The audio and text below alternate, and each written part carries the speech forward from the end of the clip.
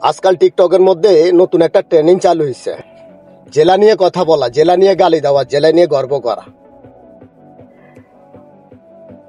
আমি এতে আমার কোনো আফসোস না, বা এতে আমার কোনো মাথা ব্যথা না। আমার মাথা ব্যথা হচ্ছে যে একটা মানচিত্রের জন্য, একটা পতাকার জন্য 30 লাখ মা বোনের ইজ্জত গেছে। আজকে যেই পতাকাটার জন্য 30 লাখ মা বোনের ইজ্জত গেছে, সেই পতাকার ভিতরে থেকে, সেই মানচিত্রের ভিতরে থেকে তোমরা সেটাকে দুভাগে বিভক্ত করতেছ। তোমরা নিজের জেলার নামে মানচিত্র তৈরি করছো, তোমরা নিজের জেলার নামে পতাকা তৈরি করছো।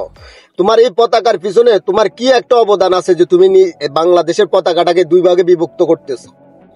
তোমাদেরকে এই বড় সাহস, এই ক্ষমতা দিছে কে যে বাংলাদেশের মানচিত্রের ভিতরে থেকে সেটাকে দুই ভাগে বিভক্ত করতেছো?